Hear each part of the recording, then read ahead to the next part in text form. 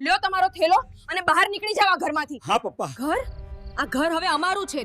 એક અનપઢ બાપનો અહીં શું કામ? જે દીકરા માટે આખી જિંદગી જીવો એ જ આજે રસ્તા પર મૂકી ગયો. હે ભગવાન. જય બેટા, આજે સાથે ભોજન કરી લઈએ. ઘણા દિવસથી તું મારી સાથે બેસતો નથી. પપ્પા, હવે હું બાળક નથી, મને મારી સ્પેસ જોઈએ. દરેકને પોતાની લાઈફ હોય છે, તમારી સાથે બેસી શકાતું નથી. બેટા મેં તો ફક્ત તારો થોડો સમય માંગ્યો. સમય? તમે આખી જિંદગી મારી પાછળ જ રહ્યા છો. લોકો શું કહે છે એ પણ તો વિચાર જ. બધા અલગ રહે છે. બસ પપ્પા, હવે હું મારી રીતે જ જીવું. જય, મેં તો તારા માટે જ બધું કર્યું. લ્યો તમારો થેલો અને બહાર નીકળી જાવ આ ઘરમાંથી. હા પપ્પા, હવે બસ. અમને અમારી લાઈફ જીવા દો. બેટા હું ક્યાં જાઉં? આજ તો મારું ઘર છે. ઘર? આ ઘર હવે અમારું છે.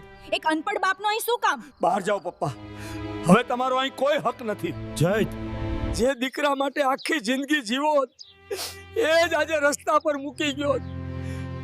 હે ભગવાન, મેં ક્યાં ખોટું કર્યું હતું? શિક્ષણ ઓછું હતું પણ પ્રેમ તો સાચો આપ્યો હતો. ક્યારેક જીવનમાં બધું હોય છે, પણ એક વ્યક્તિની ખોટ આખી દુનિયા ખાલી બનાવી દે છે. આ છે એક એવા પિતાની કહાની જેણે પોતાની આખી જિંદગી દીકરાના નામે લખી દીધી. અમદાવાદ શહેરની શિવશક્તિ સોસાયટીમાં રહેતો હતો મહેશભાઈ પટેલ અને તેમનો દીકરો જય. મહેશભાઈ માટે જીવન સરળ નહોતું, કારણ કે જયની માતા સુનીતાબેનનું 10 વર્ષ પહેલા અવસાન થઈ ગયું હતું. પણ પિતાએ ક્યારેય દીકરાને માની ખોટ અનુભવવા દીધી નહીં. દિવસ રાત મહેનત કરી, નાના ધંધાથી ઘર ચલાવ્યું, જયને સારી સ્કૂલમાં ભણાવ્યો અને એને એક સારો માણસ બનાવ્યો. જય પણ પિતાને ખૂબ પ્રેમ કરતો. બંને વચ્ચે માત્ર પિતા દીકરાનો નહીં, પણ બે મિત્ર જેવો સંબંધ હતો. સમય પસાર થયો, જય મોટો થયો, નોકરી મળી અને મહેશભાઈએ ખૂબ ધામધૂમથી જયના લગ્ન કરાવ્યા નીતા સાથે. ઘરમાં ફરી ખુશીઓ આવી. હાસ્ય, વાતો અને ખુશીના પળોથી ઘર ગુંજી ઉઠ્યું. દરરોજ સાંજે ત્રણેય એક સાથે ભોજન કરતા, રાત્રે મોડા સુધી વાતો કરતા. મહેશભાઈને લાગતું કે હવે તેમનું સપનું પૂરું થઈ ગયું. હવે બસ એકવાર જયને એક સારી એવી નોકરી મળી જાય તેમ તે વિચારતા. પણ જીવન હંમેશા એક સરખું નથી રહેતું. એક દિવસ એવું બન્યું જેણે આ ખુશ પરિવારને અંદરથી તોડી નાખ્યો. આગળ શું થયું તે જાણીને તમે ચોંકી જશો. સમય જતાં જતાં જે ઘર પહેલાં હાસ્યથી ગુંજી ઉઠતું હતું, ત્યાં હવે વાતાવરણ થોડું બદલાતું જઈ રહ્યું હતું. શિવશક્તિ સોસાયટીમાં લોકોની નજર હંમેશા મહેશભાઈના ઘેર રહેતી. બહારથી બધું સરસ લાગતું, પણ અંદરથી એક નાનું ઝેર ધીમે ધીમે ફેલાઈ રહ્યું હતું. સોસાયટીની કેટલીક સહેલીઓ વારંવાર નીતાને કહેતી, તમે તો ખૂબ સારી છો, પણ સાસુ તો નથી ને, સાસરા સાથે જ રહેવું પડે છે. આજકાલ કોણ રાખે છે વૃદ્ધ લોકોને ઘરે? થોડું પ્રાઇવસી પણ હોવી જોઈએ ને જીવનમાં. આવી નાની નાની વાતો રોજ રોજ નીતાના મનમાં બેસવા લાગી. પહેલાં તે ધ્યાન આપતી નહોતી, પણ હવે તે વિચારવા લાગી. એક દિવસ નીતાએ જયને કહ્યું, તમે ધ્યાન આપ્યું છે? બધા લોકો આપણા વિશે વાત કરે છે. બધા કહે છે કે આપણે અલગ રહેવું જોઈએ. જયે શરૂઆતમાં આ વાતને હળવાશથી લીધી. લોકોનું કામ છે બોલવું, આપણે કેમ ધ્યાન આપવું? પણ ધીમે ધીમે આ વાતો જયના મનમાં પણ ઘર કરવા લાગી. જ્યારે પણ તે બહાર જતો, લોકોની નજર તેને અલગ જ લાગતી. કોઈ સીધું કશું કહેતું નહોતું, પણ તેને અંદરથી અજીબ લાગતું. એક દિવસ સોસાયટીમાં કોઈએ સીધું કહી દીધું, જય, તું હવે મોટો થઈ ગયો છે, તારે હવે તારી પોતાની લાઈફ જીવવી જોઈએ. આ શબ્દો સાંભળીને જયને અંદરથી ઝટકો લાગ્યો. તે ઘરે આવ્યો, પણ હવે તે પહેલાં જેવો નહોતો. તેના મનમાં સતત એક જ વિચાર આવતો, લોકો શું કહેશે? તે હવે પિતાની સાથે બેસીને વાત કરતો નહોતો. જ્યાં પહેલાં તે રોજ મહેશભાઈ સાથે ભોજન કરતો, હવે તે બહાના બનાવતો. નીતા પણ હવે વધુ અસર કરતી. જુઓ ને, બીજા બધા અલગ રહે છે, આપણે જ કેમ નહીં? તમારા પપ્પા સારા છે, પણ આપણું જીવન પણ તો છે ને. જય અંદરથી તૂટતો જઈ રહ્યો હતો. એક બાજુ પિતા, જેમણે તેની માટે આખી જિંદગી આપી, અને બીજી બાજુ સમાજ, પત્ની અને લોકો શું કહેશેનો દબાણ. તે હવે પોતાના પિતાની સામે આંખમાં આંખ નાખીને વાત પણ કરી શકતો નહોતો. ક્યારેક તો તેને શરમ પણ આવતી જ્યારે મિત્રો ઘરે આવતા. તે વિચારે, લોકો મને જજ કરે છે, મને કમજોરી સમજે છે. આ રીતે ધીમે ધીમે એક પ્રેમાળ દીકરો બદલાતો જઈ રહ્યો હતો, અને આ બદલાવ એટલો શાંત હતો કે મહેશભાઈને ખબર પણ નહોતી પડી. પણ જયનો આ બદલાવ ટૂંક સમયમાં એક એવો નિર્ણય આવવાનો છે જે તેમના જીવન અને સંબંધને હંમેશા માટે બદલી નાખશે. ઘરમાં હવે શાંતિ નહોતી. જયનો સ્વભાવ પૂરો બદલાઈ ગયો હતો. જ્યાં પહેલાં તે પિતાની દરેક વાતમાં ખુશી શોધતો, હવે તેને દરેક વાતમાં ખોટ જ દેખાતી. એક સાંજ વાત સામાન્યથી શરૂ થઈ. મહેશભાઈએ પ્રેમથી કહ્યું, જય બેટા, આજે સાથે ભોજન કરી લઈએ. ઘણા દિવસથી તું મારી સાથે બેસતો નથી. જયને આ વાત ગમી નહીં. તે ચીડાઈ ગયો. પપ્પા, હું હવે બાળક નથી. મને મારી સ્પેસ જોઈએ. આ અવાજ સાંભળીને મહેશભાઈ ચોંકી ગયા. આ એ જ જય હતો જે ક્યારેય ઊંચી અવાજમાં વાત પણ કરતો નહોતો. નીતા પણ હવે વચ્ચે બોલી પડી. પપ્પા, તમે સમજતા કેમ નથી? આજકાલ દરેકને પોતાની લાઈફ જોઈએ. મહેશભાઈના દિલમાં શબ્દો તીરની જેમ વાગ્યા, પણ તેઓ શાંતિથી બોલ્યા. બેટા, મેં તો ફક્ત તને થોડો સમય માંગ્યો. જય હવે ગુસ્સામાં આવી ગયો. તેના મનમાં ભરાયેલું બધું બહાર આવવા લાગ્યું. સમય? તમે આખી જિંદગી મારી પાછળ જ રહ્યા છો. મને મારી રીતે જીવવા દો હવે. આ શબ્દો સાંભળીને મહેશભાઈની આંખોમાં આંસુ આવી ગયા, પણ તેમણે ફરી પણ પોતાને સંભાળ્યા. જય, મેં તો તારા માટે જ બધું કર્યું. પણ હવે જયને કશું સાંભળવું નહોતું. તે હવે સંપૂર્ણ રીતે લોકો શું કહેશેના દબાણમાં આવી ગયો હતો. બસ પપ્પા, જય જોરથી બોલ્યો. હવે તમે આ ઘરમાં નથી રહી શકતા. આ શબ્દો સાંભળીને સમય જાણે અટકી ગયો. મહેશભાઈના પગ નીચેની જમીન ખસી ગઈ. બેટા, તું શું કહી રહ્યો છે? પણ જયનો ગુસ્સો હવે અંધ બની ગયો હતો. હા, આ ઘર હવે મારું છે અને મને મારી લાઈફ જીવવી છે. નીતા શાંતિથી ઊભી રહી. તેણે પણ જયને રોક્યો નહીં. મહેશભાઈ ધીમે ધીમે પોતાના રૂમમાં ગયા.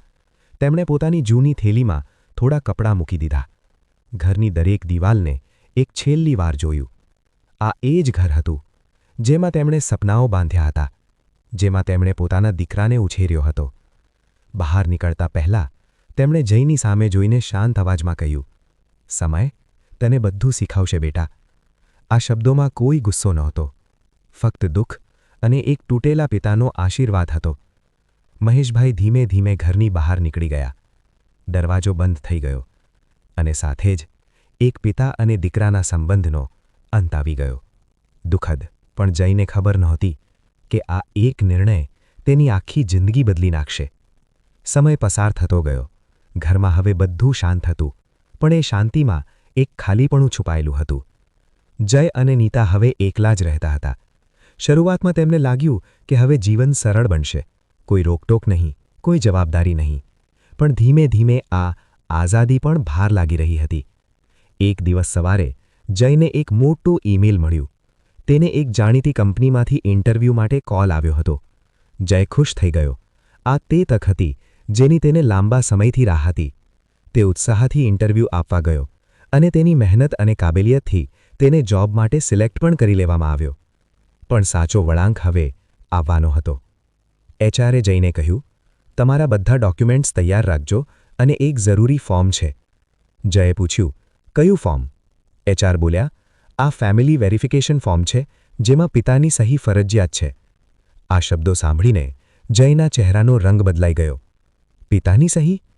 તેના મનમાં એક જ વિચાર ગૂંજી ઉઠ્યો, જે પિતાને મેં ઘરેથી કાઢી દીધા, આજે તેમની જ જરૂર પડી? જયના હાથ કંપવા લાગ્યા. તે ફોર્મ લઈને ઘરે આવ્યો. નીતાએ પૂછ્યું, શું થયું, જોબ મળી? જય ધીમે અવાજમાં બોલ્યો, હા, પણ તે આખી વાત નીતાને કહી દીધી. નીતા પણ થોડા સમય માટે શાંત થઈ ગઈ, કારણ કે હવે પરિસ્થિતિ ગંભીર હતી. જય આખી રાત ઊંઘી શક્યો નહીં. તેના મનમાં યાદો ફરી ફરી આવતી રહી. પિતાનો પ્રેમ, તેમની મહેનત અને તે દિવસ જ્યારે તેણે ગુસ્સામાં આવીને તેમને ઘરેથી કાઢી દીધા હતા. તે હવે પોતાના જાતને જ પ્રશ્ન પૂછતો હતો, શું હું સારો દીકરો હતો? શું મેં સાચું કર્યું? દરેક પ્રશ્ન તેને અંદરથી તોડી રહ્યો હતો. સવારે જય ફોર્મ હાથમાં લઈને બેઠો હતો. તેના હાથમાં પેન હતી, પણ તેની આંખોમાં પાણી. તેને ખબર નહોતી કે હવે શું કરવું. જય આખી રાત વિચારતો રહ્યો, પણ સવાર થતાં જ નીતાએ એક અલગ જ સલાહ આપી. જય, જો પપ્પા નથી મળતા તો તેમની સહી જેવી સહી તું પોતે જ કરી દે. આ વાત સાંભળીને જય ચોંકી ગયો. શું? આ તો ખોટું છે. નીતા બોલી, આજકાલ બધા કરે છે અને કોઈને ખબર પણ નહીં પડે. તારી નોકરી બચાવી લે. જયમાં મનમાં ફરી સંઘર્ષ શરૂ થયો. એક બાજુ સચ્ચાઈ અને બીજી બાજુ સપનું. તે પેન હાથમાં લઈને બેઠો. પિતાની સહી યાદ કરવાનો પ્રયત્ન કર્યો, પણ હાથ કંપી રહ્યા હતા, કારણ કે આ ફક્ત સહી નહોતી. આ તેના સંસ્કાર સામેની સૌથી મોટી કસોટી હતી. એક બાજુ તેનું સપનું, એક સારી નોકરી, એક સારું ભવિષ્ય, અને બીજી બાજુ તે પિતા જેમણે તેણે દુઃખ આપ્યું હતું. તે હવે સંપૂર્ણ રીતે ટેન્શનમાં હતો. તેના માટે આ ફક્ત સહી નહીં, પણ પોતાની ભૂલ સામે ઊભા રહેવાનો સમય હતો. નીતાએ ફરી ધીમે અવાજમાં કહ્યું, જય, જો પપ્પા નથી મળતા તો તેમની સહી જેવી સહી તું પોતે જ કરી દે. જય શાંત રહી ગયો, કારણ કે તેને ખબર હતી આ રસ્તો સહેલો નથી. તે હવે પોતાના જીવનના સૌથી મુશ્કેલ નિર્ણય સામે ઊભો હતો. શું જય પોતાના પિતાને શોધી શકશે? શું મહેશભાઈ તેને માફ કરશે? કે સમય હવે જયને સાચી સજા આપવાનો હતો? દુઃખદ. સવાર થઈ ગઈ હતી, પણ જય માટે આ સવાર કોઈ નવી શરૂઆત નહોતી. આ તો તેની જિંદગીનો સૌથી કઠિન દિવસ બનવાનો હતો. હાથમાં ફોર્મ, દિલમાં ભારે પછતાવો અને આંખોમાં ઊંઘ વગરની લાલાશ લઈને જય પોતાના પિતાને શોધવા નીકળ્યો. રસ્તા પર ચાલતો ચાલતો તેના મનમાં હજારો વિચારો આવી રહ્યા હતા. દરેક પગલા સાથે તેને પોતાના કરેલા ભૂલનું ભારણ વધારે અનુભવાતું હતું. તે લોકો પાસે પૂછતો ગયો, મહેશભાઈ પટેલ ક્યાં રહે છે? ઘણા લોકો જાણતા નહોતા, પણ અંતે એક વૃદ્ધ વ્યક્તિએ કહ્યું, બેટા, તારા પિતા હવે અહીંથી થોડું દૂર એક નાનકડા ભાડાના મકાનમાં રહે છે. આ સાંભળીને જયના દિલમાં એક ચબકાટ થયો. જે પિતા મને રાજા જેવી જિંદગી આપતા આજે પોતે આવી સ્થિતિમાં? તે ધીમે ધીમે તે સરનામે પહોંચ્યો. નાનું ઘર, તૂટેલી દિવાલો, બાજુમાં એક જૂની ખુરશી. બધું જ જોઈને જયનું હૃદય તૂટી ગયું. તેના પગ આગળ વધતા નહોતા, હાથ કંપી રહ્યા હતા અને હૃદય એટલું જોરથી ધબકતું હતું કે જાણે બહાર આવી જશે. શું હું તેમની સામે જઈ શકીશ? થોડી હિંમત કરીને તે દરવાજા પાસે ગયો અને હળવેથી ટકોરા માર્યા. અંદરથી અવાજ આવ્યો, કોણ? આ અવાજ સાંભળતા જ જયની આંખોમાં તરત જ આંસુ આવી ગયા. આ એ જ અવાજ હતો જેમાં ક્યારેય પ્રેમ, સ્નેહ અને સુરક્ષા હતી.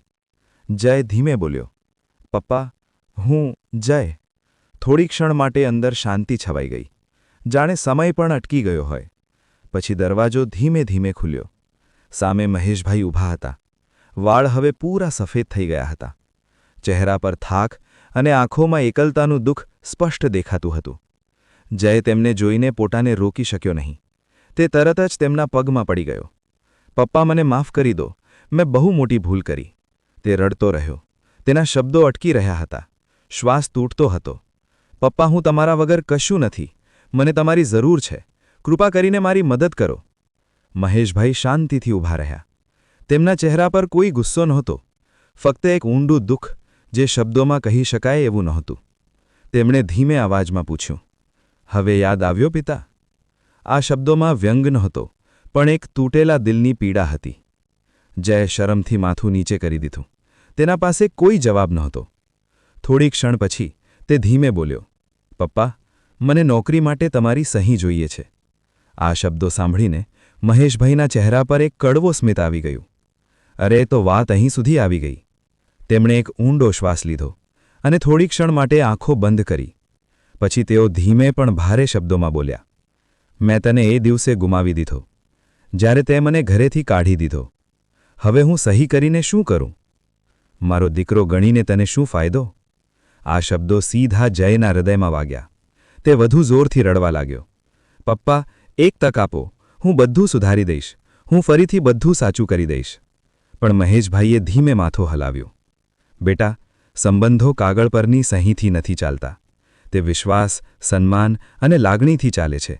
અને તું એ વિશ્વાસ તોડી દીધો. જય સંપૂર્ણ રીતે તૂટી ગયો. તે ફરી બોલ્યો, પપ્પા, હું તમારા વગર કંઈ નથી. આ શબ્દો સાંભળીને મહેશભાઈની આંખોમાં પણ આંસુ આવી ગયા. પણ આ વખતે તેમણે પોતાના દિલને કઠોર બનાવ્યું, કારણ કે જે દુઃખ તેમને મળ્યું હતું તેને ભૂલવું એટલું સહેલું નહોતું. તેમણે ધીમે દરવાજા તરફ હાથ વધાર્યો. હવે જા બેટા, અને જીવનથી શીખ. જય આશ્ચર્યથી તેમને જોતો રહ્યો. તેના માટે આ બધું સ્વીકારવું મુશ્કેલ હતું. અને આગળના જ પળે દરવાજો તેના મોઢા પર બંધ થઈ ગયો. આ અવાજ માત્ર એક દરવાજો બંધ થવાનો નહોતો, પણ એક સંબંધનો અંત હતો. જય દરવાજા બહાર ઊભો રહ્યો. તેના હાથ ખાલી, આંખોમાં આંસુ અને દિલમાં અફસોસ. તેને હવે સમજાયું કે પિતા ફક્ત એક વ્યક્તિ નથી, પણ જીવનનો સૌથી મોટો આધાર હોય છે. અને જ્યારે એ આધાર તૂટી જાય ત્યારે માણસ અંદરથી ખાલી થઈ જાય છે. જય ધીમે ધીમે પાછળ વળ્યો. દરેક પગલા સાથે તેનો અફસોસ વધતો ગયો. તેને હવે સાચે સમજાયું કે સમય ખરેખર બધું શીખવે છે, પણ ક્યારેક સમય શીખવે ત્યારે બધું ગુમાવી ચૂક્યા હોય છે. અરે, સમય કોઈની રાહ નથી જોતો અને જય માટે પણ સમય આગળ વધતો રહ્યો, પણ તેની જિંદગી હવે પહેલાં જેવી રહી નહોતી. તે દિવસે જ્યારે પિતાએ દરવાજો તેના મોઢા પર બંધ કરી દીધો, તે ફક્ત એક દરવાજો નહોતો, તે જયના જીવનની છેલ્લી આશા પણ બંધ થઈ ગઈ હતી. જય ધીમે ધીમે ઘરે પરત ફર્યો. તેના પગ ભારે હતા, માથું નીચે ઝૂકેલું અને મન સંપૂર્ણ રીતે તૂટેલું. ઘરે પહોંચતા જ નીતાએ પૂછ્યું, શું થયું, સહી મળી? જય થોડા સમય માટે શાંત રહ્યો અને પછી ધીમે અવાજમાં કહ્યું, પપ્પાએ ના પાડી. આ સાંભળીને ઘરમાં શાંતિ છવાઈ ગઈ. આ શાંતિ હવે ડરાવણી લાગતી હતી. બીજા દિવસે જય કંપનીમાં ગયો. તેના હાથમાં અધૂરું ફોર્મ હતું. એચઆર સામે ઊભો રહીને તેણે ધીમે અવાજમાં કહ્યું, સર, હું પિતાની સહી મેળવી શક્યો નથી. એચઆરે ગંભીર અવાજમાં જવાબ આપ્યો, સોરી જય, આ પ્રોસેસમાં આ સહી ફરજિયાત છે. અમે આગળ વધી શકતા નથી. આ શબ્દો સાંભળતા જ જયનું સપનું ત્યાં જ તૂટી ગયું. જય ઓફિસમાંથી બહાર નીકળ્યો. બધું ધૂંધળું લાગતું હતું. લોકો જતા આવતા હતા, પણ તેને કંઈ દેખાતું નહોતું. એક સહી અને હું બધું ગુમાવી બેઠો. જય ધીમે ધીમે એક પાર્કમાં જઈને બેસી ગયો.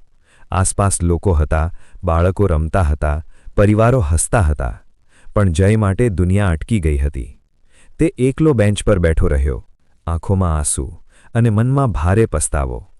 ધીમે ધીમે તેની સામે આખું ભૂતકાળ જીવંત થવા લાગ્યું. પિતાનો ચહેરો, તેમની મહેનત, તેમની મમતા. તેને યાદ આવ્યું કે કેવી રીતે મહેશભાઈ દિવસ-રાત મહેનત કરતા, ફક્ત તેના ભવિષ્ય માટે. કેવી રીતે તેમણે ક્યારેય પોતાની જરૂરિયાતો વિશે વિચાર્યું જ નહીં, ફક્ત દીકરાની ખુશી માટે જીવ્યા. તેને તે દિવસ પણ યાદ આવ્યો જ્યારે પિતાએ પ્રેમથી કહ્યું હતું, જય બેટા, સાથે ભોજન કરી લઈએ? અને તેણે ગુસ્સામાં આવીને શું કહ્યું હતું? મને મારી સ્પેસ જોઈએ. આ શબ્દો હવે તેના કાનમાં ગૂંજી રહ્યા હતા અને તેને અંદરથી તોડી રહ્યા હતા. તે પોતાના જાતને જ પ્રશ્ન પૂછતો રહ્યો, મેં કેમ આવું કર્યું? મને કોની વાતોમાં આવી ગયો? જે પિતા માટે હું દુનિયા હતો, તેમને જ મેં દુઃખ આપ્યું. તે હવે રડી પડ્યો, જોરથી, ખુલ્લેઆમ. પણ હવે કોઈ નહોતું જે તેને સંભાળે, જે તેની પીઠ પર હાથ રાખે. કારણ કે જે માણસ હંમેશા તેની સાથે હતો, તેને જ તેણે દૂર કરી દીધો હતો. સાંજ થવા લાગી. સૂરજ ઢળતો ગયો. જય હજુ પણ એ જ બેન્ચ પર બેઠો હતો, એકલો, શાંત અને સંપૂર્ણ રીતે ખાલી. તેના હાથમાં હજુ પણ તે ફોર્મ હતું, જે હવે ફક્ત એક કાગળ નહોતું, પણ તેની ભૂલનું પ્રતીક બની ગયું હતું. તે ધીમે બોલ્યો, પપ્પા, હું ખોટો હતો. પણ આ શબ્દો હવે કોઈ સાંભળનાર નહોતો. તેની આંખોમાંથી આંસુ વહેતા રહ્યા. તેને હવે સમજાયું કે જીવનમાં સૌથી મોટી ભૂલ શું હતી. પૈસા નહીં, નોકરી નહીં, પણ પોતાના પિતાને દુઃખ આપવું. જીવનમાં દરેક નિર્ણયનું પરિણામ ભોગવવું પડે છે. ક્યારેક આપણે જે ગુમાવીએ છીએ તે પાછું મળતું નથી, અને જ્યારે સમજ પડે છે ત્યારે બહુ મોડું થઈ ચૂક્યું હોય છે. જય ધીમે ધીમે ઊભો થયો અને એકલા જ રસ્તા પર ચાલવા લાગ્યો. હવે તેની સાથે કોઈ નહોતું, ફક્ત પસ્તાવો અને યાદો. તમને આ સ્ટોરીમાંથી શું શીખવા મળ્યું? તમારી રાય કોમેન્ટમાં જરૂર લખજો, અને તમે આ વિડિયો કયા શહેર કે ગામથી જોઈ રહ્યા છો તે પણ જરૂર જણાવજો.